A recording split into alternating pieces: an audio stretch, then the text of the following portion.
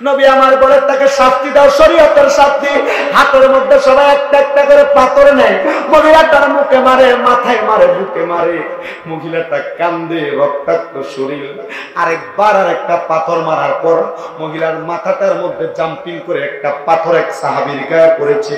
সাহাবীর গায়ে একটু রক্ত লাগার পর আল্লাহর নবীর কাছে প্রশ্ন করেছেন, জানতে চাইছেন, ইয়া রাসূলুল্লাহ, ইয়া হাবিবাল্লাহ, নবী গো, এই যে রক্তটা পড়েছে সে তো একজন জিনাখোর, নবী গো, আমার শরীরটা একটু অপবিত্র হয়েছে নাকি?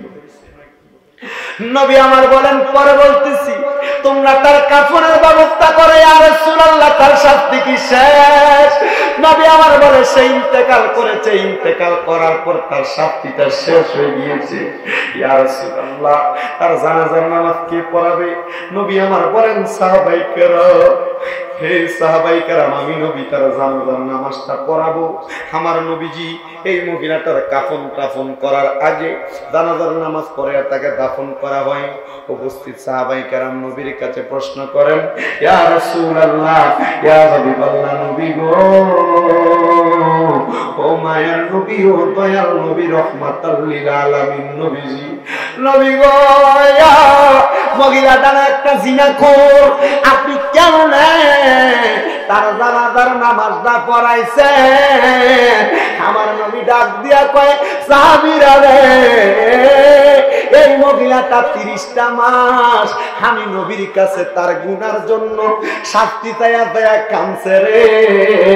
আমি তারে প্রথম 6 মাস সময় দিছি, এরপরে 24 মাস সময় দিছি। সাহাবায়ে কেরাম, এই মহিলাটা মারা যাওয়ার পরে জিবরাইল আমিন আমার কাছে খবর দিছে, ওই 30 মাসের মহিলাটা আল্লাহর কাছে যতবার তওবা করছে গো, আমি নবীর কোন উম্মত যদি এর চাইতে অর্ধেক তওবা করে, আমার আল্লাহ আমার উম্মতের গুনাহগুলা ক্ষমা করে দেব। ইয়া রাসূলুল্লাহ, মহিলাটা কি জিনার গুনাহ নাই?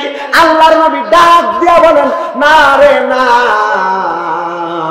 জিনা করার পরে মহিলাটা যতবার আমার আল্লাহকে ইগফিরলি, ক্ষমা করো, ইগফিরলি, ক্ষমা করো, ক্ষমা করো বলেছেন, আমার আল্লাহর কাছে মহিলাটা তোমাদের চাইতে দামি হয়ে গেছে।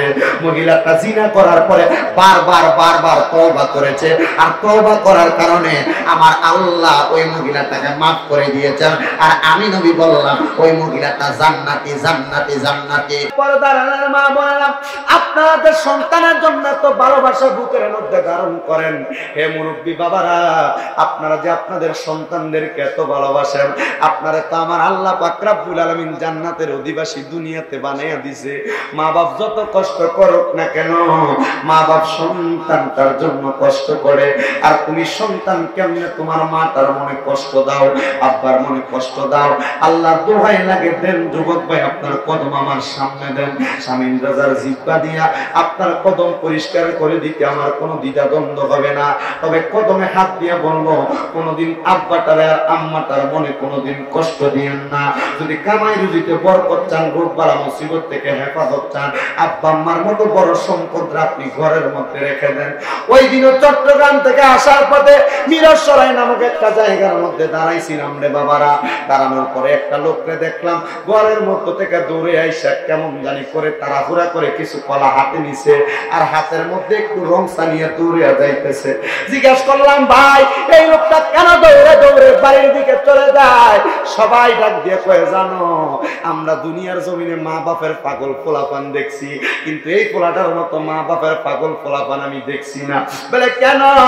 বলে তার আব্বাটা অ্যাক্সিডেন্ট করে 2টা পাও হারাইয়া তার আব্বা ঘরে পড়ে আছে, তার আম্মা একজন প্যারালাইসিসের রোগী, 2টা পাও 2টা হাত একসাথে প্যারালাইজ হয়ে গেছে, তার মা হাঁটতে পারে না, বিছানায় প্রস্রাব করে পায়খানা করে। সে এবং তার বউ নিজে মিলা মা বাপের মার প্রস্রাব গুলা পায়খানা গুলা নিজে পরিষ্কার করে। আব্বা বাথরুমে যাইতে পারে না, অনেক সময় সন্তান কাছে না থাকলে আব্বা প্রস্রাব পায়খানা বিছানায় করে দেয়। সে এবং তার ছেলের বউটা, তার বউটা একসাথে মা বাবার প্রস্রাব পায়খানা গুলা হাত দিয়ে দিয়ে পরিষ্কার করে। চিন্তা করলাম, এই ছেলেটা কত মা বাবার পাগল, কত মা বাবার ভক্ত হওয়ার কারণে ছেলেটা মা বাবার প্রস্রাব পায়খানা গুলা নিজের হাত দিয়ে পরিষ্কার করে। করে। তুমি চিন্তা করো, তোমার মা যদি এমন ভাবে প্রস্রাব করতো, তোমার মা যদি এমন ভাবে পায়খানা করতো, তুমি প্রয়োজনে 5,000 টাকা দিয়ে একটা কাজের লোক রাখতে, এগুলা পরিষ্কার করার জন্য। কাজের লোক তো তুমি সন্তান যেভাবে মা বাবার যত্ন করবে এভাবে করবে না, কোন রকম পরিষ্কার করে এমনে পালাবে অমনে পালাবে। এই জন্য সবার কদমে হাত দেই রে বাবা। আম্মা আব্বাটা এখনো পর্যন্ত জোয়ান যাদের আছে, আম্মা আব্বা এখনো হাঁটতে চলতে পারে, এখন থেকে আম্মা আব্বার একটু বেশি বেশি খেদমত করো। গোসল করে আসতে দেখছো উঠানের মধ্যে বৈশা রয়েছে, একটু সরিষার তেল দিয়ে আব্বার শরীরটা মালিশ করে দাও। খাবার খানা শেষ, তুমি খাইতেছো, নিজের পাত থেকে 2টা লোকমা আব্বার মুখে তুইলা দাও। বন্ধুরে, আম্মা খানা খায় না, আম্মারে সারা খাইতে বইবা না। আম্মা বসো, তুমিও বলবা, তুমি আস্তে আস্তে খাবার খাইবা। মার খানা শেষ হয়ে গেছে, পাত থেকে আরো 2টা লোকমা মার মুখের মধ্যে তুলে দিবা। আল্লাহর নবী বলেছে, যে সন্তান মা বাবার মুখে খানা তুলে দেয়, ওই সন্তান আসলে সন্তান নয়, সে একজন আল্লাহর ওলিতে রূপান্তরিত হয়ে যায়। বাবারও মুখেতে মায়েরও মুখেতে যে তুলে দেয় খানা, রাজি থাকে রাব্বানা, রাজি থাকে রাব্বানা। নবী বলেন, আমি সেবি নাই, সেবিতে পারি নাই, আমি করি নাই, করিতে পারি নাই। পিতা মাতার খেদমত করিও আমার উম্মত, করিও আমার উম্মত। বাবাকে তোমরা কাবা জানিও, মদিনা জানিও, মাকে যদি গো তারা বেঁচে থাকে। বলেন, আমি সেবি নাই, সেবিতে পারি নাই, আমি করি নাই, করিতে পারি নাই। পিতা মাতার খেদমত করিও আমার উম্মত, করিও আমার উম্মত। আপনারা বলেন, জান্নাতের রাস্তাটা সুগম করার জন্য আম্মা আব্বার খেদমত করার দরকার আছে না নাই? বলেন, আছে না নাই? নবীর পাগলের দলেরা, হে পর্দার আড়ালের মা বোনেরা, আরেকটা মার কথা যদি আপনাদের কাছে বলি। একটা মা, আমার নবীর জামানার মধ্যে, নবী আমার মসজিদে নববীর মধ্যে বসা, একটা মহিলা পেটের মধ্যে সন্তান আমার নবীর দরবারের মধ্যে আগমন হইয়া নবীকে ডাক দিয়া বলে, ইয়া রাসূলুল্লাহ, ইয়া হাবিবাল্লাহ, নবী গো, আপনি আমারে শাস্তি দেন। আমার নবী তাকে জিজ্ঞাসা করেছেন, তোমাকে কিসের শাস্তি দিব, তুমি কি অপরাধ করেছো? ইয়া রাসূলুল্লাহ, ইয়া হাবিবাল্লাহ, আমার স্বামী নাই, স্বামী না থাকার সত্ত্বে আমি জিনা করেছি, আমি জিনা করেছি, আমার স্বামী আমার অবাধ্য অন্যথায় চলে গেছে, এই জন্য আমি জিনা করেছি, মানে অন্য পুরুষের সঙ্গে আমি সম্পর্কে লিপ্ত হয়ে গেছি। ইয়া রাসূলুল্লাহ, আপনি আমাকে শাস্তি দেন, আমি চাই না এই জিনার শাস্তিটা আমি কবরে গেলে পাই, আপনি আমাকে দুনিয়ার মধ্যে জিনার শাস্তিটা দিয়ে দেন। আল্লাহর নবী রাহমাতাল লিল আলামিন নবী বলেন, তুমি কি এই কথাটার কারোর কাছে বলেছো? মহিলা বলে, ইয়া রাসূলুল্লাহ, ইয়া হাবিবাল্লাহ, আমি আর কারোর কাছে এই কথাটা বলি নাই। নবী গো, কারোর কাছে বলি নাই। নবী গো, কারোর কাছে বলি নাই। নবী আমার বলেছেন, তুমি চুপ করে ঘরে চলে যাও। ওই মহিলাটা ঘরে চলে যাবে, হঠাৎ করে রাস্তার মধ্যে হযরতে আবু বকর সিদ্দিক রাদিয়াল্লাহু তাআলা আনহুর সঙ্গে দেখা। মহিলা হযরতে আবু বকর সিদ্দিককে দেখে মহিলাটা উত্তপ্ত হয়ে গেছে। ওই উত্তপ্ত হইয়া ডাক দেওয়ান, ইয়া আবু বকর, আপনি আমার জন্য দোয়া করেন এবং আমাকে শরীয়তের শাস্তি প্রদান করেন। ডাক দিয়ে বলেন, মা গো মা, কেন আপনাকে শরীয়তের শাস্তি প্রদান করব? আবু বকর সিদ্দিক মহিলা বলতেছেন, আমার স্বামী নাই বিদায় আমি জিনা করেছি, আমি জিনা করার কারণে আমার পেটের মধ্যে একটা বাচ্চা আসছে, এই বাচ্চাটা হোক আমি চাই, তবে আমি আমার এই বাচ্চাটারে কষ্ট দিতে চাই না, কারণ আমি মা এই সন্তানটাকে বড় ভালোবাসি, যেমন সন্তান হোক। আবু বকর সিদ্দিক বলেন, আপনি এই কথাটা কার কাছে বলেছেন? বলে, আমি আমার নবীর কাছে বলেছি। আপনি আমার কাছে বলেছেন, দুইজন হয়েছে, আপনি আর কারোর কাছে বললেন না। আপনাকে আমি বলতেছি, আপনি তওবা করেন, আল্লাহ আপনাকে মাফ করুন, আপনিও আল্লাহর কাছে ক্ষমা প্রার্থনা করেন।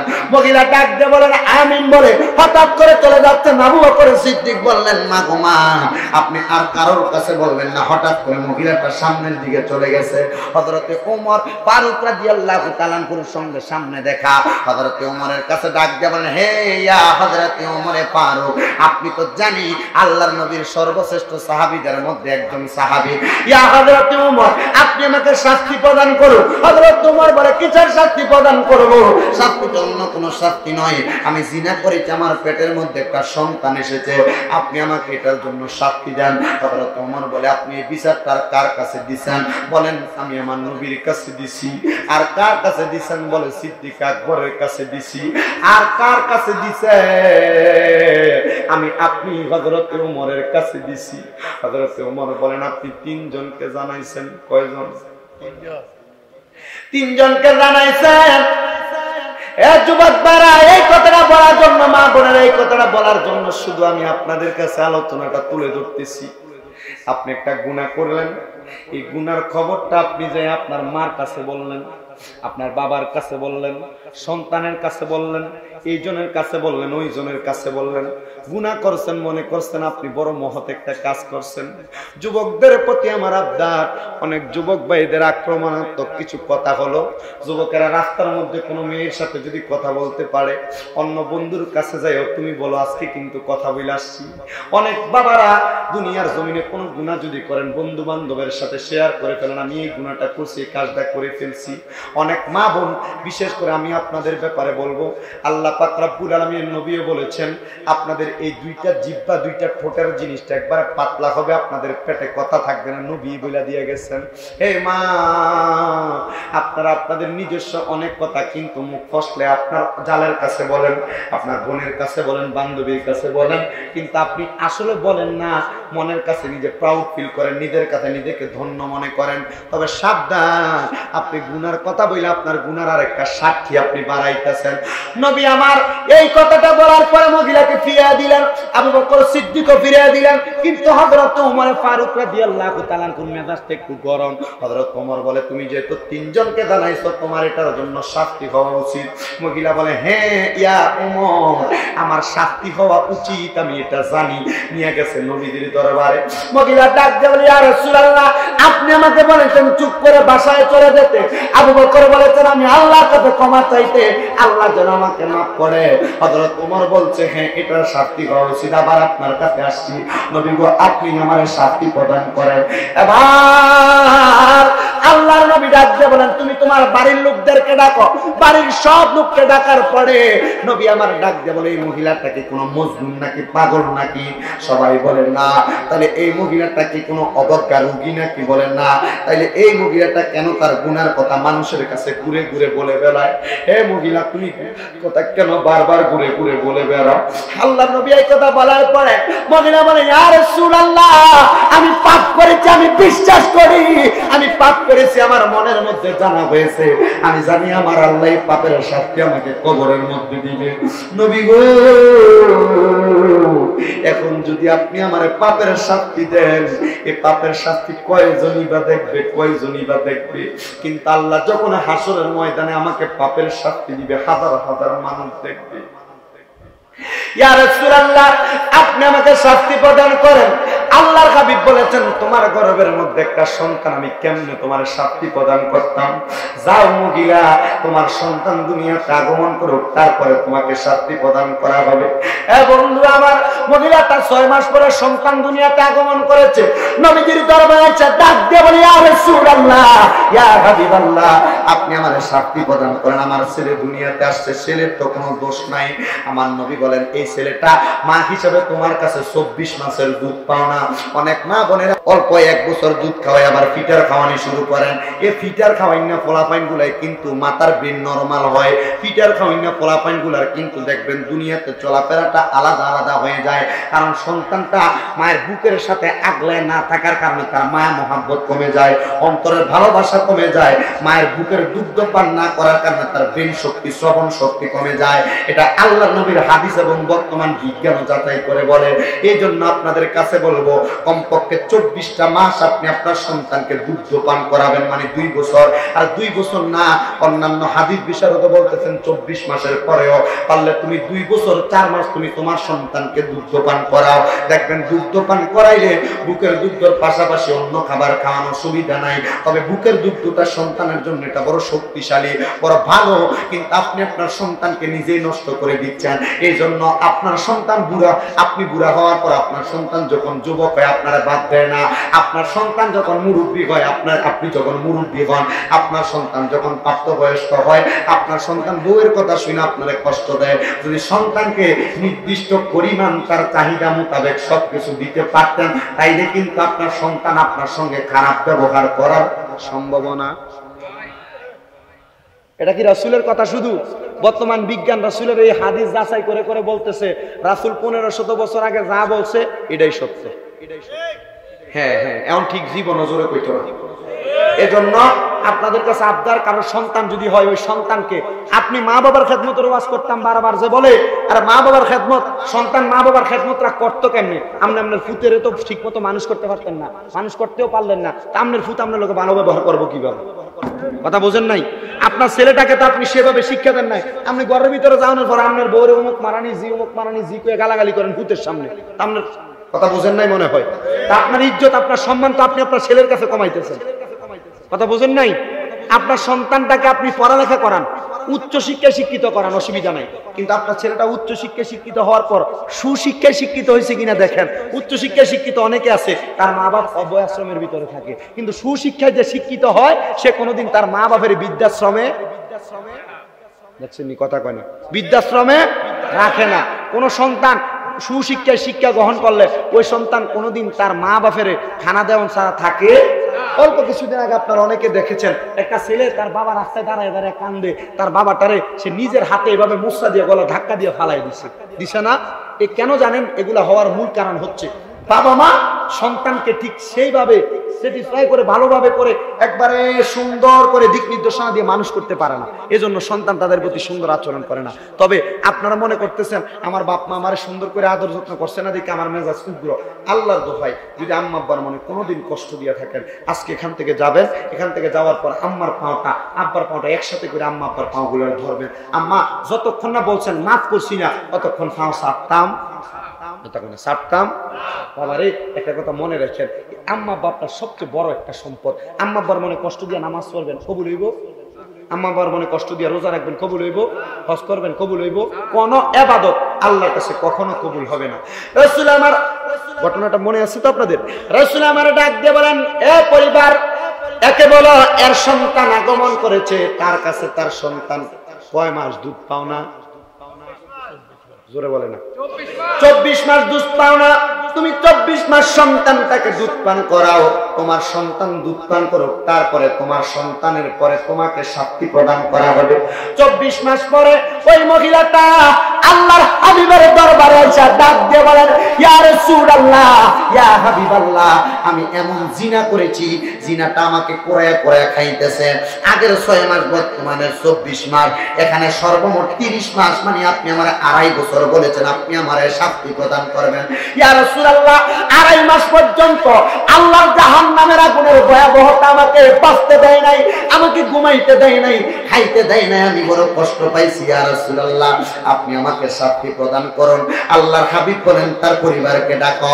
ওই সন্তানটা, যে সন্তানের বয়স 24 মাস, সন্তানটাকে তার পরিবারের হাতে তুইলা দিলেন। রাসূল বলতেছেন তার আম্মা না জিনা করেছে, কিন্তু এই সন্তান কোনো দোষ নাই, সন্তানের কোনো দোষ নাই।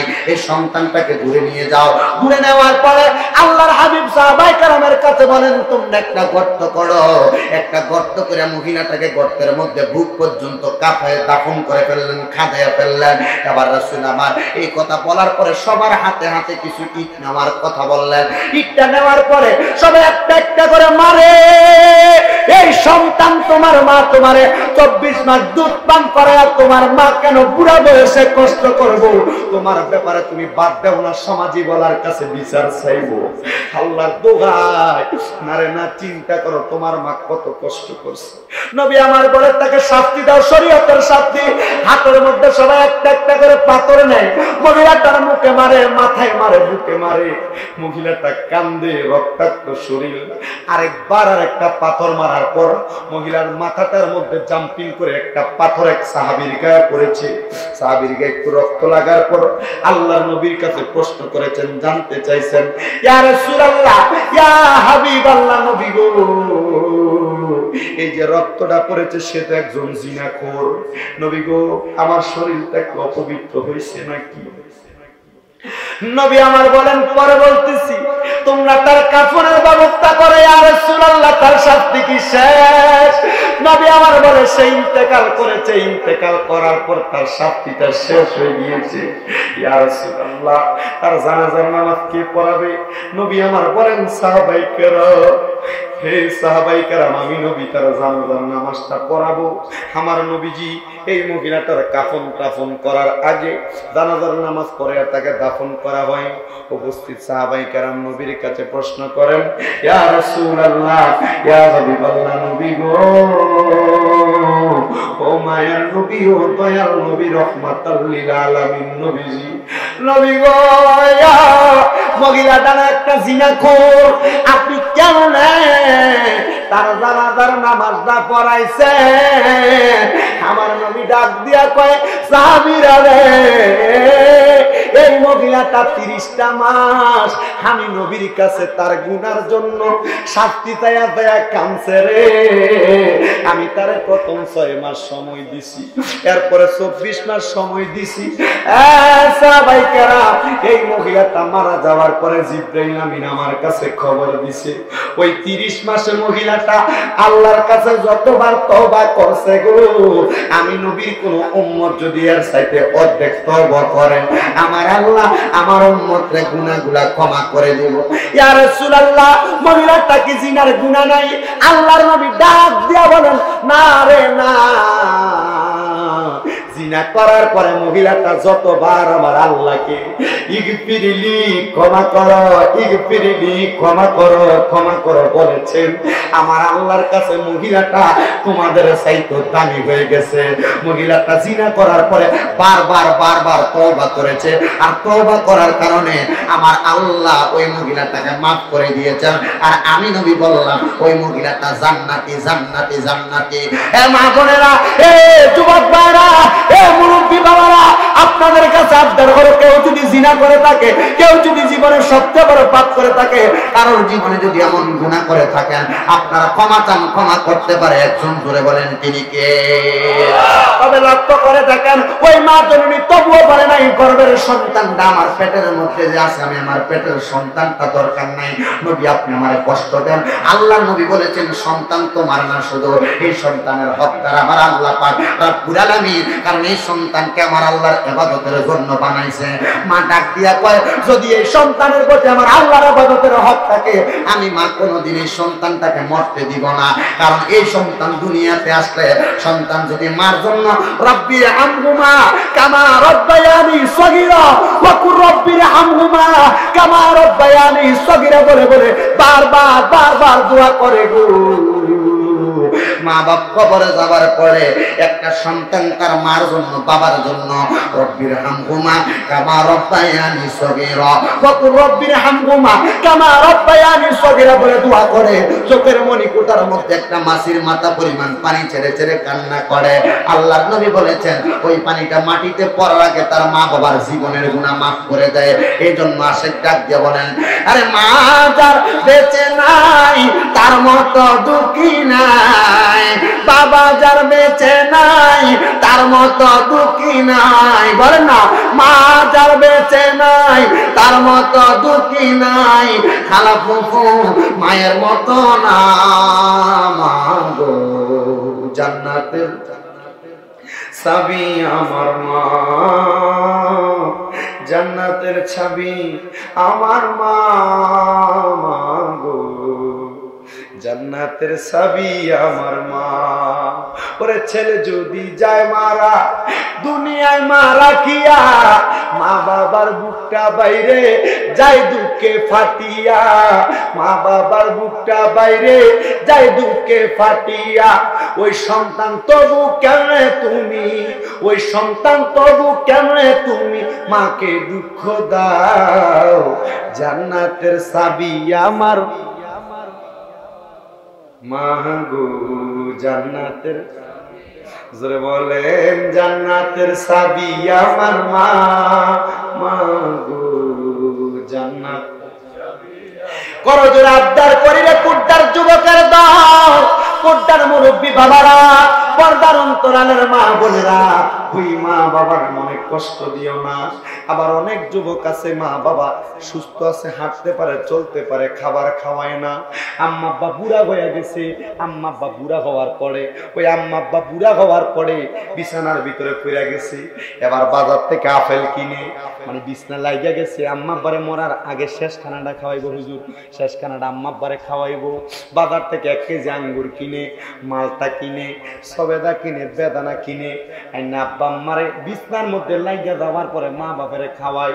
এই বিছনার ভিতরে পড়ার পরে খাওয়াত কিনলে গিয়া আব্বা আম্মার যে সময় হাঁটতে পারতো ওই সময় কি তুমি খাওয়াইতে পারো না? সুস্থ থাকতো, বিছনায় পড়তো না। আর বিছনার ভিতরে পড়ার পর খাওয়াই আব্বা আম্মার পেটে গরম ফালাইয়া দেয়। আর এই বুড়া মা বাপ বিছনার ভিতরে প্রস্তাব পায়খানা করতে করতে হামেশা হয়ে মারা যায়। বিশ্বাস করেন বাবা, আপনি মনে করেন মা বাবা দুনিয়ার জমিনের ভিতরে বেঁচে থাকা অবস্থায় আপনার দায়িত্ব না রে না, আম্মা আব্বা মারা যাওয়ার পর আপনার দায়িত্ব তারও বাইরে যায়। হুজুর কেন গো? এ বন্ধু, আম্মা আব্বা বেঁচে থাকা অবস্থায় তোমার দায়িত্ব হলো মা বাপরে খাওয়ানো, মা বাপের খেদমত করা, মা বাপের কষ্ট তুমি পাশে দাঁড়ানো। কিন্তু তোমার মা বাপ মারা যাওয়ার পরে আল্লাহ নবীর কাছে মুসলিম শরীফের 2য় খণ্ড 314 নম্বর পৃষ্ঠার 2551 নম্বর হাদিস শরীফ বলতেছি বাবারা। আন আবি উসাইদিন রাদিয়াল্লাহু তাআলা আনহু قال, হযরতে আবি উসাইদিন রাদিয়াল্লাহু তাআলা আনহু বলতেছেন, বাইনা নাহনু ইনদা রাসূলিল্লাহ সাল্লাল্লাহু আলাইহি ওয়াসাল্লাম, আমি আমার নবীজির দরবারে একদিন উপস্থিত ছিলাম। আমি দেখলাম ইযা মিন বানি সালামাতা, আমার নবীর দরবারে যখন বনু সালমা গোত্রের একজন লোক আগমন করলেন, নবীকে প্রশ্ন করলেন, ইয়া রাসূলুল্লাহ হাল বাকিয়া মিন বিররি আবুওয়াইয়া আবাররুহুমা বাদা মাউতিহিমা। ইয়া রাসূলুল্লাহ, ইয়া হাবিবাল্লাহ, আমাদের আম্মা আব্বা ইন্তেকাল করার পরে আমাদের খেদমত করার কোনো কিছু আছে নাকি? মা বাপ মারা যাওয়ার পরে আমাদের কোনো দায়িত্ব আছে নাকি? নবী বলেন, কয়লা না, হ্যাঁ আছে। সুবহানাল্লাহ বলেন না? আম্মা আব্বা মারা যাওয়ার পরে কোনো দায়িত্ব আছে কিনা জিজ্ঞাসা করার পরে আমার নবী বলেছেন, হ্যাঁ দায়িত্ব আছে। ইয়া রাসূলুল্লাহ, দায়িত্বগুলো কি কি নবী আপনার কাছে জানতে চাই। আমার নবী বলতেছেন, দায়িত্বটা হলো ওয়ালা আসসালাতু আলাইহিমা, তোমরা বেশি বেশি করে তোমার মা বাবার জন্য দোয়া করো। এ যুবক ভাই, এ মুরব্বি, এ পর্দার মা বোনেরা, আপনি কয়বার আপনি আপনার মার জন্য বাবার জন্য দোয়া করেছেন? এ মুরব্বি, হে যুবক, বুকে হাত দিয়ে বলো, শেষ কবে তুমি তোমার মা বাবার কবর জিয়ারত করেছো? 1 বছর চলে যায় আম্মা আব্বার কবরের পারে দিয়া পর্যন্ত আপনি যান না। ইয়া রাসূলুল্লাহ, আম্মা আব্বার প্রতি মরার পর আমার আর দায়িত্ব কোনটা? নবী আমার বলেন, ওয়াল ইস্তিগফার লাহুমা, আম্মা আব্বার জন্য ক্ষমা প্রার্থনা করো। আপনি আপনার আম্মা আব্বার জায়গার মধ্যে থাকেন, সম্পত্তির মধ্যে থাকেন, কিন্তু কোনোদিন আপনি আপনার আম্মা আব্বার জন্য ক্ষমা প্রার্থনা করেন নাই। আর 1000 টাকা অল্প কিছু খরচ করে আম্মা আব্বার জন্য কোরআন খতম করাইলে কি হয়? অথবা আপনি নিজে কোরআন খতম করে আম্মা আব্বার লেগে ক্ষমা প্রার্থনা করলে কি হয়? আপনি সন্তান কি জানেন না? নবী আমার হাদিসের মধ্যে বলেছেন, কোন সন্তান যদি রব্বির হামহুমা কামা রব্বায়ানি সগীরা ওয়া কুর রব্বির হামহুমা কামা রব্বায়ানি সগীরা বলে, এই দুইটা চোখের মণিকোটার মধ্যে একটা মাছের মাথা পরিমাণ পানি ছেড়ে দেয়, কান্না করে, ওই পানি মাটিতে পড়ার আগে আমার আল্লাহ তার মা বাবার গুনাহ মাফ করে দেয়। তুমি কি একটাবার তোমার মা বাবার গুনাহ মাফ করার জন্য আল্লাহর কাছে বলেছো কিনা আমি জানি না। নবী আমার আরেকটা হাদিস শরীফের মধ্যে এভাবে বলতেছেন, কোন সন্তান যদি তার মা বাবা মারা যাওয়ার পরে আম্মা আব্বার লাশটা সামনে নিয়ে জানাজার নামাজ পড়ায়, আম্মা আব্বার জন্য দোয়া করে, ওই সন্তান দোয়া করার পরে লাশটা কবরে দেওয়ার আগে আমার আল্লাহ তার মা বাবার গুনাহ মাফ করে দেয়। আপনি সন্তান মার জানাজাটা আপনি পড়াইতে পারবেন কিনা, এই যোগ্যতা আপনার আছে কিনা আপনি নিজে চিন্তা করেন। আপনার বাবা মারা যাওয়ার পর আপনি জানাজাটা পড়াইতে পারবেন কিনা, যোগ্যতাটা আছে কিনা আপনি চিন্তা করেন। বলবেন হুজুর আমি কেমনে করবো, আর সানাটাই তো শুদ্ধ করে পড়তে পারি না, হুজুর দুরূদ ইব্রাহিমটাই তো শুদ্ধ করে পড়তে পারি না, মৃত ব্যক্তির জন্য দোয়াটাই তো শুদ্ধ করে করতে পারি না, জানাজার নামাজ পড়ানোর নিয়তটাই তো আমি করতে পারি না। আপনি করতে পারেন না, অসুবিধা নাই, কিন্তু আপনি মারা যাওয়ার পর আপনার সন্তান যেন করতে পারে এমন একটা ব্যবস্থা আপনি করেন না কেন? কেন রে বন্ধু, আপনার সন্তানকে আপনি স্কুলে পড়ানোর অসুবিধা নাই, কলেজে ইউনিভার্সিটিতে পড়ানোর অসুবিধা নাই, তবে আপনার সন্তানটাকে যদি আপনি সর্বপ্রথম আল্লাহর কোরআন শিক্ষা করান, আপনি মারা যাওয়ার পরে আপনার সন্তান আপনার জানাজা পড়াবে। সন্তান জানাজা পড়াইলে জীবনের গুনাহ মাফ করবে আল্লাহ। আপনি মারা যাওয়ার পরে সন্তান আপনার জন্য দোয়া করবে, রব্বিরহামহুমা কামা রব্বায়ানি সগীরা ওয়া কুর রব্বিরহামহুমা কামা। সন্তান যখন দোয়া করবে আল্লাহ আপনার জীবনের গুনাহ মাফ করে দিবেন। এবং আমার এই জন্য নবী আমার হাদিস শরীফের মধ্যে বলেছেন, ও বন্ধু দুনিয়ার মানুষেরা ওয়াল ইস্তিগফারু লাহুমা, তোমরা তোমাদের আম্মা আব্বার জন্য ক্ষমা প্রার্থনা করো। ইয়া রাসূলুল্লাহ 3 নাম্বার মা বাবার প্রতি আমি সন্তানের দায়িত্ব কি? আল্লাহর হাবিব বলতেন 3 নাম্বার দায়িত্ব হলো ওয়া ইনফাজু আহাদিহিমা, তোমার আম্মা আব্বার মনের আশা পূরণ করো। আম্মা আব্বার ঋণ ছিল, তুমি তোমার নিজের সম্পত্তিগুলা মা বাবার সম্পত্তিগুলা ভাগাভাগি করে নিতেছ, মা বাপের ঋণ দিয়ে আগে দিছ না। তবে হাদিস প্রমাণ করে আগে মা বাপের ঋণ পরিশোধ করবা, মা বাপের আশা পূরণ করবা, এরপরে সম্পদ ভাগাভাগি করবে। এর আগে সম্পদ তোমরা ভাগাভাগি করলে আল্লাহ পাক তোমাদের নামটা জালেম জুলুমকারীর কাতারে রাখবেন। আল্লাহর নবী রাহমাতাল লিল আলামিন নবী ওয়াইন ফাজু আহাদিহিমা বলার কারণে বড় বড় মুহাক্কিকিনে কেরাম এটার ব্যাখ্যা করতেছেন। আপনার মা আপনার বাবা মারা যাওয়ার আগে নিয়ত করছিল একবার হজ করব, আপনার আব্বা হজ করতে পারে নাই, আম্মা হজ করতে পারে নাই, আব্বা আম্মার জায়গা সম্পত্তি বেচা গুলো আব্বা আম্মার বদলি হলটা কারণে দিয়ে করাইবেন, আর নচেত এই জায়গায় থাকবেন আপনি জুলুমকারীদের অন্তর্ভুক্ত হবেন। আল্লাহর নবী বলতেছেন শুধু তাই নয়, ইয়া রাসূলুল্লাহ 4 নম্বরে মা বাবার প্রতি দায়িত্বটা কি? আমার নবী বলেন শোনো, ওয়াসিলাতির রাহমিল্লাতি লা তুসালু ইল্লা বিহিমা, এবং তোমরা তোমার মার বংশ, বাবার বংশ, মামা মামি এবং খালা যারা আছেন, মার বংশ নানা নানি, বাবার বংশ চাচা চাচি, এমন আত্মীয় স্বজন ফুফু সহ বাবার আত্মীয় স্বজন যারা আছেন তাদের সঙ্গে সম্পর্ক বজায় রাখো। ইয়া রাসূলুল্লাহ, ইয়া হাবিবাল্লাহ, তাদের সঙ্গে সম্পর্ক বজায় রাখলে আমার লাভটা কি হইব? আমার নবী বলেন অন্য কোনো লাভ হবে না, তোমার মার বংশ বাবার বংশের লোকের সম্পর্ক বজায় রাখলে আমার আল্লাহর কাছে তারা যখন দোয়া করবে, অমুকের ছেলেটা কত ভালো, তার মা বাবা ছিল এত ভালো, এই দোয়াটা বলার কারণে তোমার মা বাবার কবর আযাব আল্লাহ মাফ করবে। নবীর কাছে জানতে চাওয়া হয়, ইয়া রাসূলুল্লাহ আম্মা আব্বার প্রতি 5 নাম্বার দায়িত্ব কোনটা? নবী আমার বলেন 5 নাম্বার দায়িত্ব হলো ওয়া ইকরামু সাদিকিমা, তোমার আম্মার বয়সী মুরব্বি আব্বার বয়সী মুরব্বি দেখলে তাদেরকে সম্মান করবা। ইয়া রাসূলুল্লাহ সম্মান করলে লাভটা কি হবে? আমার নবী বলেছেন আম্মা আব্বার বয়সী মুরব্বিদেরকে সম্মান করলে লাভ হবে, যখন তুমি তোমার বাবার বয়সী মুরব্বিরে সালাম দিবা, আসসালামু আলাইকুম ওয়া রাহমাতুল্লাহ, আসসালামু আলাইকুম ওয়া রাহমাতুল্লাহ, তারা ওয়া আলাইকুমুস সালাম বলে যখন বলবে আব্দুল রহিমের সন্তান এটা, আব্দুল করিমের সন্তান এটা, তোমার জন্য যখন রুহানি দোয়া করবে, তাদেরকে সম্মান করার কারণে আমার আল্লাহ লামকান থেকে তোমাকে দেখবেন, আর তুমি বান্দাটার আম্মা আব্বার কবরে নাজাতের ফয়সালা করে দিবে। পরিপূর্ণ মুসলিম শরীফের 2য় খণ্ড 314 নম্বর পৃষ্ঠা 2551 নম্বর হাদিস বলেছে এটা পুরাটা। আপনার মা বাবার প্রতি আপনার দায়িত্ব কত? আপনার সামনে সুবর্ণ সুযোগ আসতেছে মা বাবার জন্য বেশি বেশি দোয়া করার। মা গো মা, ও আমার মুরব্বী বাবারা, যুবক নওজোয়ান ভাইয়েরা, এই জন্য আম্মা আব্বার মনে কষ্ট দিয়েন না। যদি কষ্ট দেন চিন্তা করেন আপনি কত বড় একজন পাপীদের কাতারে পড়বেন। এখন আসেন মা বাবার জীবনী থেকে সুন্দর একটা ঘটনা যদি আপনাদের কাছে আমি উল্লেখ করি, আপনারা বুঝতে পারবেন মা বাবা কত সম্মানিত। হ্যাঁ বন্ধু, আখিরি জামানার নবী, রাহমাতাল লিল আলামিন, সিরাজুল মুনির নবী, সিরাজুস সালিকিন নবী মুহাম্মদ মুস্তাফা সাল্লাল্লাহু আলাইহি ওয়াসাল্লাম। মারহাবা।